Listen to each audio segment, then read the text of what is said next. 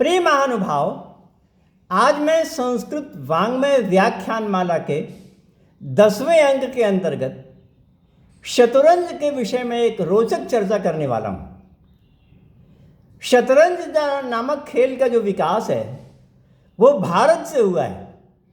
इसको देश विदेश के सभी विद्वान मानते हैं और इसकी सबसे बड़ी पुष्टि इस शब्द से होती है।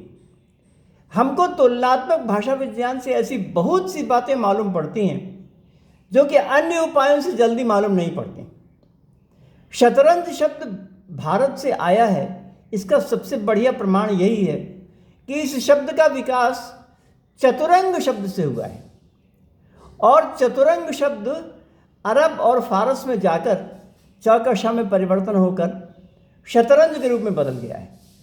तो ये शब्द बताता है कि यहाँ भारत से यह शब्द और यह खेल अन्यत्र गया था।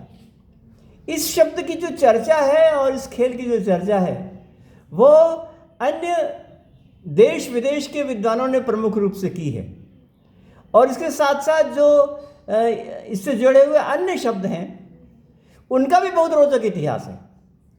अपने देश में जो द्यूत क्रीड़ा है ना, वो द्यूत क्रीड़ा का भी संबंध चतुर शब्द से बहुत ज़्यादा है।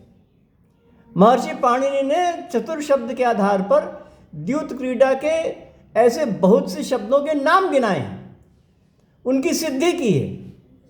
उसमें कहा है कि चतुष्परी अथवा अचतुर, सुचतुर, विचतुर, इन शब्दों का प्रयोग किया है, अलग अलग सिद्धि की है। उसका मतलब यह है कि जो द्यूत क्रीड़ा के समय अगर जुए के पासे समान रूप से गिरते हैं तो उस दशा में उसको सुचतुर बोलते हैं और चतुष्परी कहते हैं, अर्थात वो जीत गया। और अगर समान रूप से नहीं पड़े तो द्विपरी, त्रिपरी कहते हैं और अचतुर या विचतुर कहते हैं। इस प्रकार की सिद्धि पाणिनि ने शब्द बनाकर अपने अष्टाध्याय में की है। इससे पता चलता है कि द्यूत क्रीड़ा चाहे लाभकारी हो या लाभकारी ना हो, इससे हमें मतलब नहीं है, परंतु हम केवल ये बताना चाहते हैं कि वो प्रचलित कितनी थी, उसका प्रचार था समाज में, तभी उस प्रकार के शब्द बन पाए। अभी जो चतुर शब्द है ना, उससे अनेक ऐसे ऐसे शब्द बने जो कि हमें बड़ा आश्चर्यजनक प्रतीत होता है। ये जो हिंदी में हम आजकल चतुर कहते हैं ना, बहुत चतुर आदमी है, मतलब बहुत होशियार है। तो जो चतुर शब्द है वो इस द्यूत क्रीड़ा के अचतुर शब्द का आ का लोप करने से बना है। अचतुर का अर्थ होता है जो द्यूत क्रीड़ा में मूर्ख रह गया, बुद्धिमान नहीं है, उसको बोला गया। अब उसके पश्चात उसमें से आ निकाल दिया और उस चतुर शब्द का अर्थ विकास हो गया। तो किसी भी काम में जो क्लेवर हो, होशियार हो, उसको चतुर कहने लगे। इस प्रकार से यहाँ पर शब्द का भी विकास हुआ और शब्दार्थ का भी विकास हुआ। आ का लोप हो गया और वो किसी भी प्रकार की होशियारी के लिए कहा जाने लगा। ये बड़ी विचित्र स्थिति है। और इसी प्रकार से ऐसा हुआ कि चतुर शब्द से बनता है चतुर्य अथवा चतुरीय। तो लोगों ने सोचा कि ये जो च है ना, वो तुर्य से अलग होना चाहिए। च तो और के अर्थ में होता है, तो वास्तव में चतुर्य शब्द था और उसमें से उन्होंने च को अलग कर दिया, तो बन गया तुर्य। तो तुर्य और तुरीय ये शब्द भी चल पड़े संस्कृत साहित्य में। फिर उसके बाद वार्तिककार को विधान करना पड़ा कि चतुर शब्द से च का लोप हो जाता है और ये प्रत्यय हो जाता है। अब च का लोप नहीं होता, वहां तो गलती से समझ लिया कि च का मतलब और होता है, इसलिए उसको हटा दिया। तो वार्तिककार से जो वास्तविक विकास है लोक में पता नहीं चलता है और भाषा विज्ञान से पता चलता है कि कैसे कैसे शब्द परिवर्तन हो गए। अब बताइए, यहाँ पर जो तो तुर्य और तुरीय में च को हटा दिया गया और कहीं पर च को मिला दिया गया। जैसे शब्द है कुथश्च मल्लिका च, तो उसमें कुथः च मल्लिका च ऐसा कहा गया है। कुथ नामक फूल और मल्लिका नामक फूल। तो लिखने वाले ने लिखा और समझने वाले ने समझा कि कुथश चमल्लिका च, ऐसा समझ लिया। मतलब च को मल्लिका के साथ लगा दिया, उसका भाग समझ लिया, तो चमल्लिका एक शब्द बन गया। उसी से बना है चमेली। जो हिंदी में चमेली शब्द बना है वो ये लेखक की जो अपने आप में नादानी है उसके कारण से जो इस प्रकार पढ़ा जाना है उसके अनुसार ऐसा बन गया है। तो मैं यहाँ पर च की बात बता रहा था, चतुर की बात बता रहा था। अब यहाँ पर चतुरंग शब्द को लेते हैं।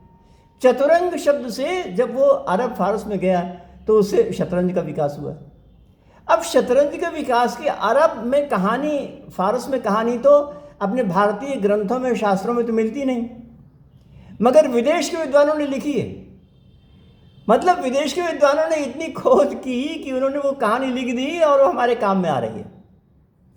तो विदेश के विद्वान ने कहानी लिखी कि यहाँ का एक बहुत बड़ा समझदार शतरंज खेलने वाला था और वो यहाँ से वही फारस में गया।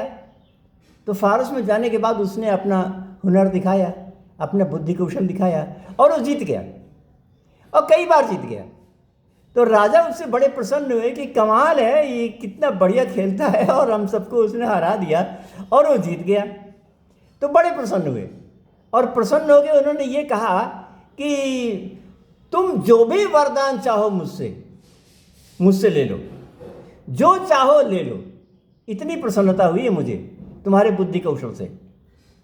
तो वो जो खिलाड़ी था वो कहता है कि महाराज अब मैं आपसे क्या मांगूं, आप इतने बड़े हैं और मैं इतना छोटा हूं, मैं क्या मांगूं, बस इतना ही हो सकता है कि इस जो शतरंज का जो खाना है, प्ले बोर्ड है, उसमें 64 खाने हैं। तो उन 64 खानों में एक खाने में एक, दूसरे खाने में एक का दुगुना और फिर आगे उसका दुगुना, फिर उसका दुगुना, फिर उसका दुगुना, इस प्रकार से। माने उसकी जो घात है, उसकी जो पावर है, उसके अनुसार जितने दाने बने, 64 खानों में जितने दाने बने उतने दाने गेहूं हमको दे दीजिए। तो राजा बड़ा क्रुद्ध हुआ कि इतनी छोटी सी मांग कर रहा है, हमने तो कहा कि चाहे जो ले लो, और कह रहा है इतनी छोटी सी चीज़ मांग रहा है, तो हमारी तौहीन हो गई। तो बड़ा नाराज़ जैसा हुआ, फिर भी उसने आग्रह किया नहीं इतना ही पर्याप्त है, अब इससे ज़्यादा नहीं लेंगे। तो उसने मुनीम का आदेश दे दिया कि ये जो कह रहे हैं उसके अनुसार अपना गेहूं दे दिया जाए। तो मुनीम ने उसको गिनती करनी शुरू की। अब गिनती करने में 1 दिन हो गए, 2 दिन हो गए, 4 दिन हो गए। राजा ने पूछा कि अब क्या हुआ? तो मुनीम कहता अभी गिनती चल रही है। फिर 6 दिन हो गए, 8 दिन हो गए, 10 दिन हो गए, फिर कहा अभी गिनती चल रही है। तो राजा बड़ा नाराज़ हुआ, उन्होंने कहा कैसे गिनती चल रही है? तो 10-12 दिन के बाद मुनीम कहता है आकर कि महाराज आपके शासन में जितनी खेती होती है, जितने गेहूं की पैदावार होती है, वो पूरा का पूरा आपको दे दिया जाए तो भी इसकी मांग पूरी नहीं होगी। इतना गेहूं इसने मांग लिया है, इतना गेहूं मांगा है उसने। तो राजा को बड़ा अचंभा हुआ कि ऐसा कैसे हो गया। तो उसने करके बताया कि ऐसा हो गया। और इसको आप बड़ी आसानी से कर सकते हैं। आप एक कैलकुलेटर को अपने हाथ में रखिए और उसके पश्चात 2 और उसके पश्चात 2 गुणे 2 गुणे 2 गुणे 2 करके आप क्लिक करते जाइए, क्लिक करते जाइए और 30 अंकों तक करें, मतलब 30 का घात ले लें तो कैलकुलेटर हाँफने लगता है। कैलकुलेटर की क्षमता खत्म हो जाती है, यानी जो मोबाइल में कैलकुलेटर की बात कह रहा हूँ, तो उसकी क्षमता समाप्त हो जाती है, आगे नहीं गिनती कर पाता। जब 30 में क्षमता समाप्त हो जाती है तो 64 में कितनी गिनती होगी आप सोच सकते हैं। तो इन सब चीज़ों से मालूम पड़ता है कि अपने देश में जो शतरंज का विकास हुआ वो चतुरंग से हुआ और किस किस प्रकार से हुआ, वो कहाँ कहाँ तक पहुँचा और उनसे शब्दों का विकास किस प्रकार हुआ।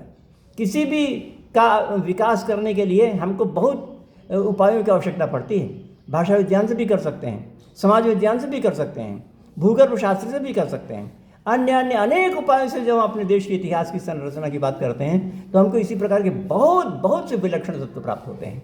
अब आगे इसके साथ ही किसी अन्य विषय पर चर्चा अगले अंक में। आपको धन्यवाद।